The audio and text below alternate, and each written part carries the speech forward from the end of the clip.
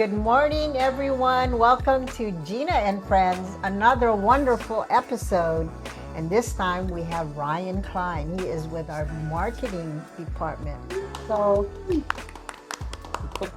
so let's get a little familiar with Ryan. He does a wonderful job of sharing the virtue with us. I mean, you just we don't have to force him. He's one of those, people Somebody's that got just to do it. yeah. So welcome to Gina and Friends, Ryan. Thanks. This is my first time. Yeah. Oh Yeah. my God, how exciting! You'll be a celebrity. Long time virtue or first time on camera. There you go. There you go. So today he shared the virtue of reliability. So everyone has to understand virtue is something that you practice in your life, right? It's characteristics that you either continue to grow or that you are exploring. And most of these virtues are basic. We've learned them when we were little. Our parents have taught us reliability. And particularly in a work environment, that's what we always hear is, we rely on you, reliability. So tell us why you chose this virtue. Well, it was available on the list. It wasn't taken yet. I don't know. I guess I always try to find virtues that I can kind of, ironically, because it didn't happen in this one, pull from my personal experiences. I always try to throw a funny anecdote from my wild and wacky life and upbringing into one of these. This show on the road. Good morning, everybody. Good morning. Morning. All right. Hello. Hello. But thank you. I got it at a vintage clothing expo last year. I have a question. Um, Anybody here like to do karaoke? Ooh, what is your go-to song? Probably Dance by Fall Out Boy. Sick. Anybody else? Anybody else? Anybody brave? Brave? Was that a hand raised or was that a thing? Nice. Well, I figured as much. We're a few far between breed right now. But I like karaoke. It's fun. My favorite go-to song is Crocodile Rock by Elton John because I know I can constantly hit that na na na na na na. And so this might be something that really is hopefully everybody understands collectively because we've all wanted to sing at one point or another. But why do we choose these certain songs? Why do we have them on deck when the time arises? It's because we know we can nail them. We know we can rise to the occasion and hit them. One could even go as far as to say that they are reliable. Let's read.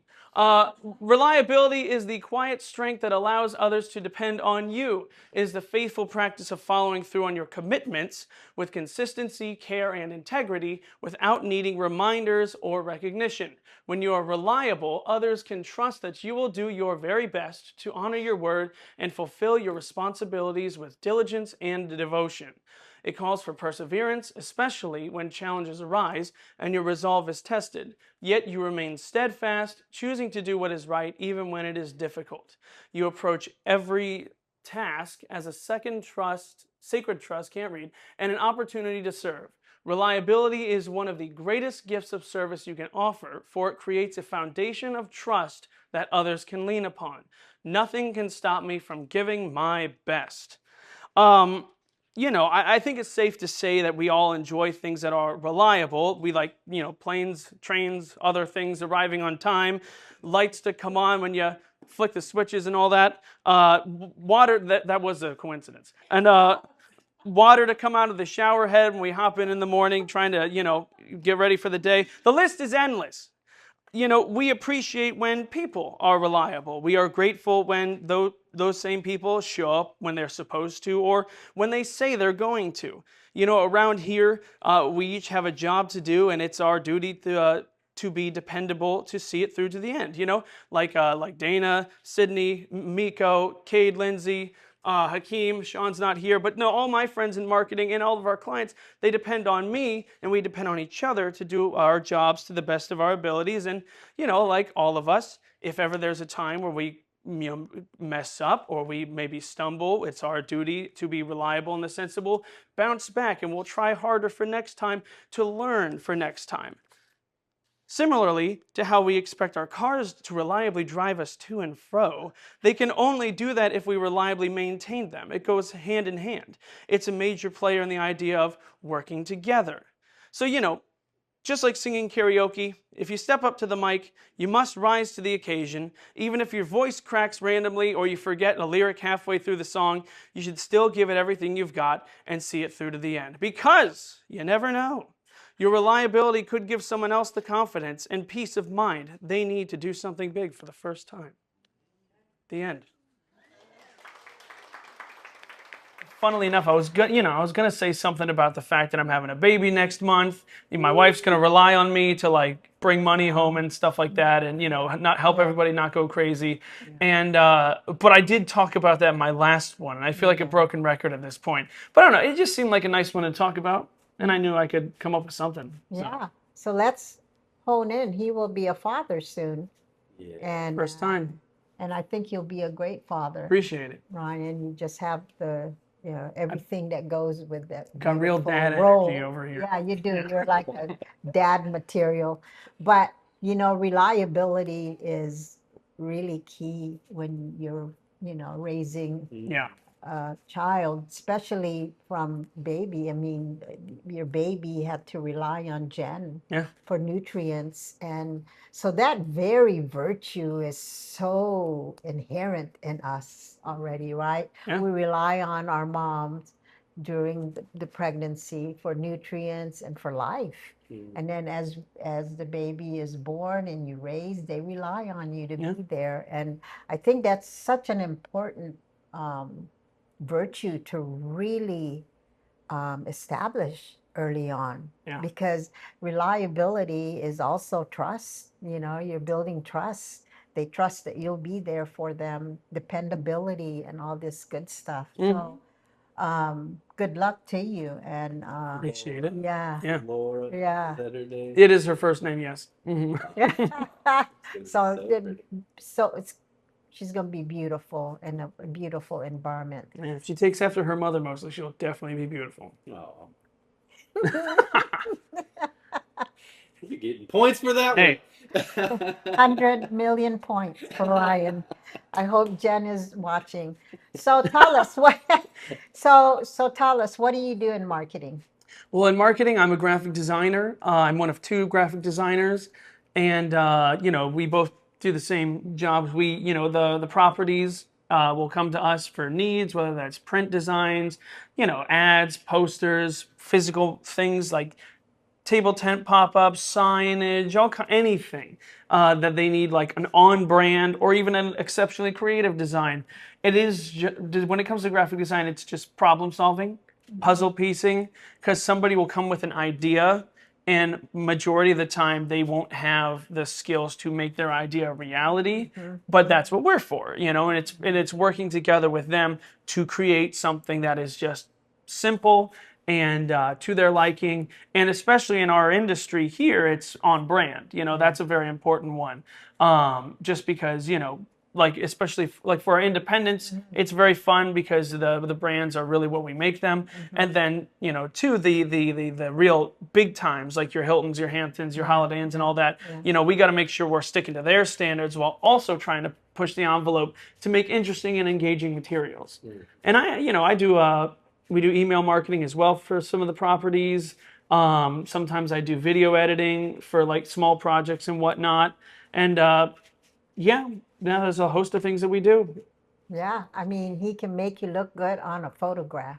Yeah. I'm always asking him, make me look taller, Ryan. It hasn't happened yet, but one day. One day. One day we'll get that done, right? So you've been with Innisfree for how long?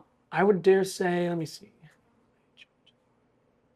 approximately 2.5 years. Okay. So what do you like about us? I like the work. It's challenging, and it's also interesting.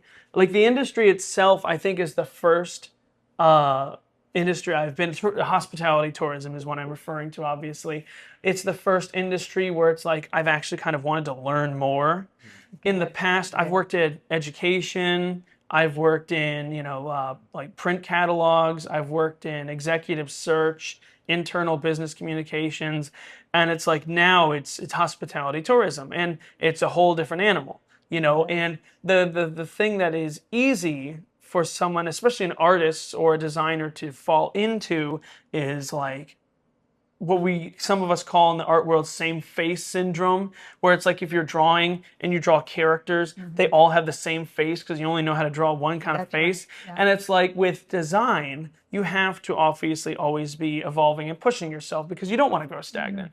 And so that's definitely hopefully the answer to the question of like what I do enjoy about this job is that I do get pushed, and yet at the same time I work good. with a lot of cool people. Everybody in my department, shout out to marketing, is cool, and I like working with them, and they encourage me and we encourage each other, and it's a good time. Okay, so he just shouted out to Yeah, shout out, marketing. yeah, So that Sean, Dana, Lisa, Cade, Lindsay, Hakeem, Sydney, Miko, and I think that's it. And then there's me. Let's go. Yeah. Yeah, let's go. It's a good group of people, always fun. I always like visiting them if I have a moment because we can get really in some Oh yeah. conversation, some interesting conversations there. So he just shouted out to marketing. So in our cooperative mode, that is called Giving Strokes. So thank you for doing Hey, that. perfect segue. Yeah, a perfect segue. So Speaking of giving strokes, we just saw doing Oh, right, being bright. that's right. What a great way of giving strokes to someone in our, workspace.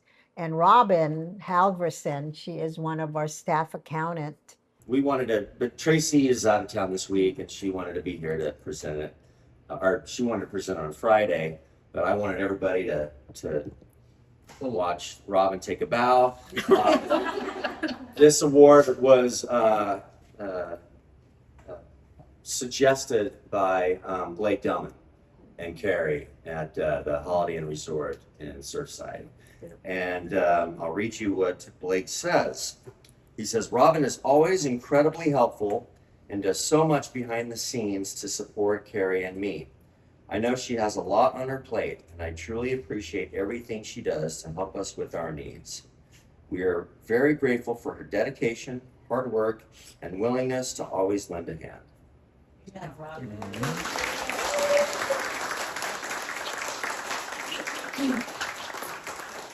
Thank you to Robin. Accounting is not easy. I think every single person in the accounting department gets an award, but today's Robin's special day. But yeah, they've been understaffed, shorthanded for about 20 years. And it takes that kind of effort to keep the place together. So thank you. She's a senior staff accountant at our accounting department in Innisfree, and she deals with higher level stuff like our corporations and all of that good stuff. And I'm very close to her because she takes care of the Hive Foundation stuff. So she's very good at it. I call her my lifesaver. And I know she's got a lot going on, but she never tells, she's never flustered, and she always, she's very reliable, because a lot of times when you're dealing with a nonprofit, the nonprofit organizations are relying on some of those contributions to get to them on time. And Robin, she even when she's off, she'll make sure that it's there, and make sure that I have, something to give to the nonprofit. So yes, shout out. Good Giving job, Robin. strokes to Robin, well deserved. So you're familiar with the cooperative mode. What two elements, or two or three, or even one element that you really practice and has really helped you in your day-to-day relationship journey? I'm gonna be perfectly transparent. I get the lists confused very easily sometimes. Okay. Is starting with trust on the cooperative mode, or is that one of the commandments? That's one of the commandments. Oh darn! I do like that one. It's Which like is the most good. Yeah, essential it's thing. Yeah, the most essential I know. thing. It's you build trust. I get my list confused sometimes, Yeah. but things like that. I mean, working together involves a lot of aspects. It's, active listening and, not, assuming ill intent, just doing your best because, again, providing the opportunity for somebody else to trust that you'll do your job gives them the, like we talked about with reliability today, it gives someone the grace to know that like they can do their task because they know that I'll be able to do mine. And it's just, it's a good time. And he touched upon, we sometimes make assumptions, and that is paranoid fantasies, right? So it's important to check them out. So that is one of the elements of the cooperative mode. Because as Ryan mentioned, if you make assumptions and then it just gets really sticky in a relationship, right? So the cooperative mode gives you this tool of checking out paranoid fantasy where, you approach the person and you kind of check out your, Yeah. the assumption that might be wrong or it might be right. Yeah. Right. And I also like the idea of check-ins and stuff. I think it's important for everybody to, be able to be on a human level with each other. Oftentimes we are coworkers, colleagues, and we don't see each other very much outside of that. And that's perfectly fine. Not everybody wants that close relationship with their work colleagues. But when we're here to serve a purpose, but at the same time, it's good to be invested in each other's how they're doing and how they are. If someone's struggling, that could reflect in their work, and that doesn't necessarily mean we have to be like, oh, hey, you're faltering. Pick up the slack. It's more like, hey, what's going on? Is there anything that gives you an opportunity to help somebody else? If the time arises. That's so good. Well put. That's what makes Innisfree's culture so unique, because I grew up in an environment where, work is work and your personal life is your personal life.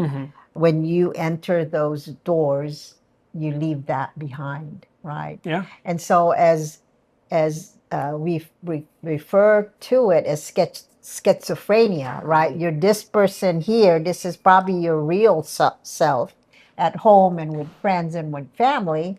And so you go to work and you're like totally different. You might be stiffer. You might, be different, kind of guarded, right? Well, here we allow you to blend, right? To blend, not to say you bring drama into work and then it destroys the whole workflow. But, it has to be reasonable. And that's why we have all these tools to make sure we maintain a balance, right? And so, I love that you understand that, and you recognize that it is important, and hopefully, if ever, and I hope I won't ever say never, that you ever, leave or, go on a different path or move on, that you are able to use the tools that you learned here. Oh, totally. Outside, and I think you'll be really. You might want to invest in using it when you start having your little baby girl. Oh, yeah. Yeah, because as they grow, probably in the teenage years, like I always share that, I practice it with my two children. And so it's something, it becomes a part of how we relate with each other. Indeed. Right. So this weekend on Saturday, I want to share a little bit.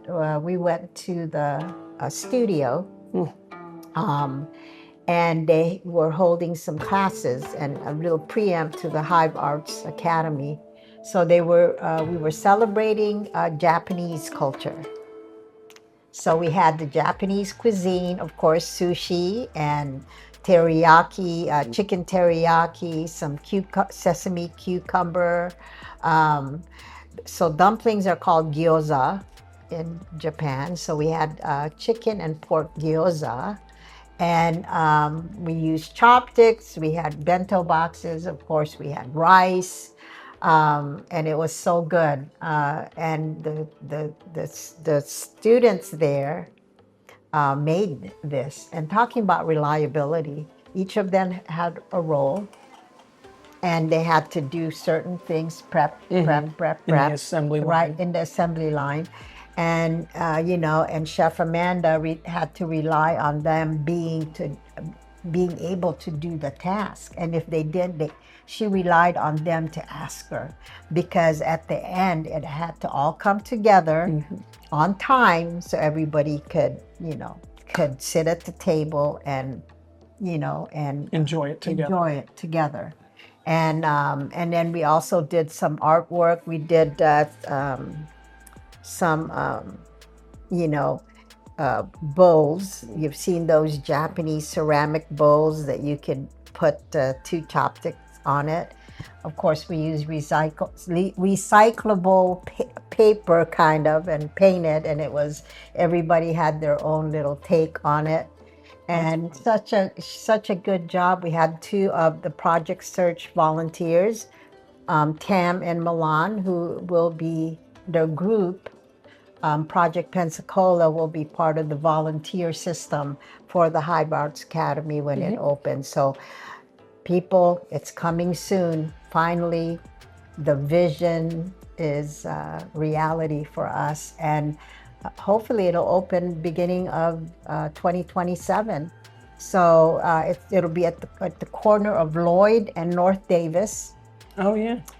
And Motorcycle yeah, racks. and it will be such a great thing. We will have like in engineering, or I don't want to say engineering, but the shop, right, where they will make sculptures and kinetic art, and you know, and then we have culinary, you know, demonstrations, and also we will have the art piece of it, the painting, the ceramics, the pottery, the sculptures, and it'll be such a good thing for the community, for sure, for our children, you know, and it's something that, you know, like, hopefully there'll be graphic artists in the future. Oh yeah. And that'll be part of, hopefully in the future, be part of our curriculum. And so, you know, we're setting them up for success, tools that they can use in whatever path they take, you know, and tools they can use at home, like the cooking skills they can use at home. I mean, we had a student last week, and during our Cuban, I missed it, and he learned how to make a Cuban sandwich. And when he got back to Atlanta, he cooked for his family. He cooked Cuban sandwiches for his family. Oh, how nice. And he's 11 years old. Oh, I mean, you know, what did I do when I was 11? Oh, I knew how to cook rice. That was one of the Start. on the I knew how to make pathway. eggs. Yeah, right. And so, so it's going to be a really good program. So please, if you subscribe to our YouTube channel, hopefully we'll give you some updates on that. And if you go to our Hive Foundation website, you'll be able to join our community by, you know, if you click on and ask to be part of the list. Our VIP newsletter, very important people, right?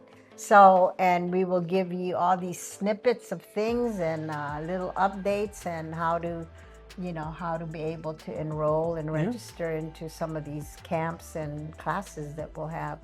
As an artist, not a world famous one by any means, but like, you know, it is important, I dare say, in this day and age more than any other, to not give up on the arts, because arts, including cooking, including music, including like dance, all that stuff is like the purest human expression of oneself, you know, that is creation, you know, and that's why often at the end of the day, when I go home after 9 hours of doing design work, my brain is fried because I have been creating all day. But I only am able to be here now because when I was younger, my parents saw that proclivity for making art in me, and they decided to invest in it.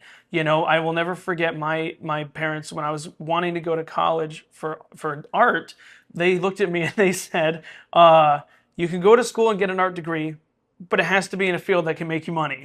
And I was like, okay. Always. And, you know, and this is another thing that's important. I was doing a research paper in high school about animation because that's what I was interested in at the time.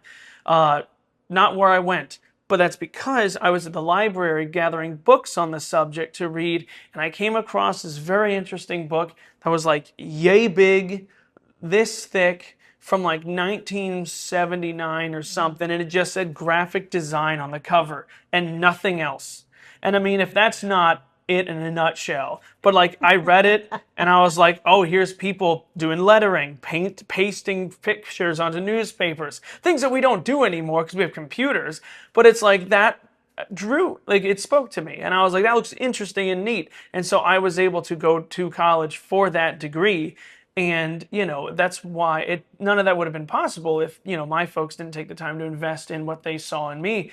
No one else in my family openly has artistic, expression that they do. They all do different things. Yeah. So who knows where it came from? Yeah. But like, it's there, and they decided to latch onto it. So, for those who maybe don't have those opportunities, it's great to provide means for kids, That's especially, to get exposed to right. such things. Now more than ever, don't give up. There you You go. know? And they have instructors that actually are in the field. I mean, Lisa is a graphic artist as well, and she does illusion. I mean, if you see her work, I mean, they're amazing.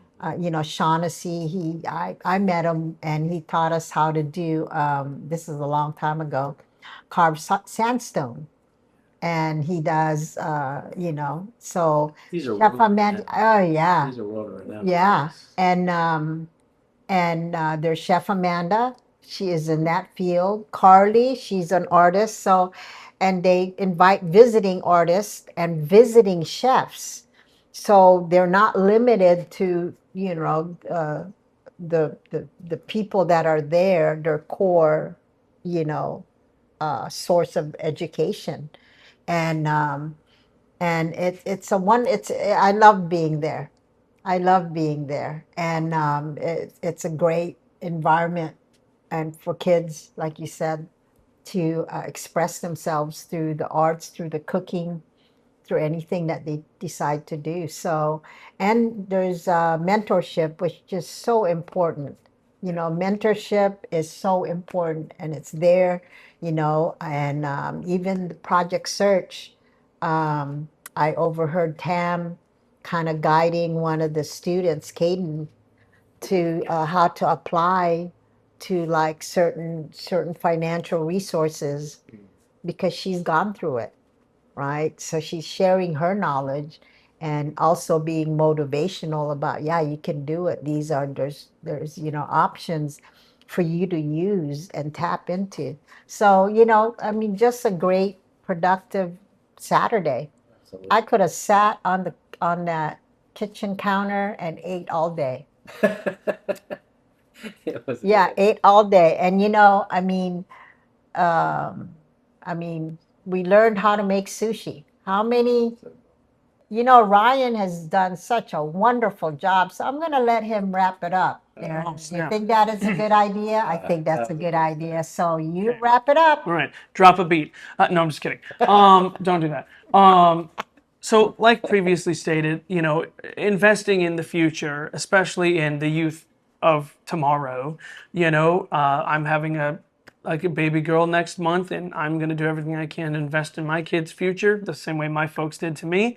And there's plenty of people out there who might not have the same opportunity. So I'll look up ways to, if you're interested in supporting the Hive Arts Academy and then all these different programs we do here in Innisfree, because there's a multitude of opportunities and ways that people can be involved. So, and then also, how does it go? How does it go? Hold on, it'll come to me. It'll come to me. It'll come to me. Yeah.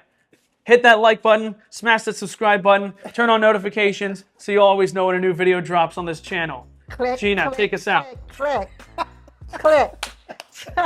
So, we'll put together a sponsorship packet. You can sponsor a child through a 1-day camp, a 3-day camp, a whole week camp. You can sponsor a scholarship. where they can enter into a school a year program, and just basically do a general sponsorship of the program, so we can use that fund to really grow what we're doing for the youth. And I tell you, we have to invest in our young people. They are wonderful. And in that room, in that space, gives you hope that our future is going to be bright, or is bright. So Right on. until next time, aloha. Goodbye.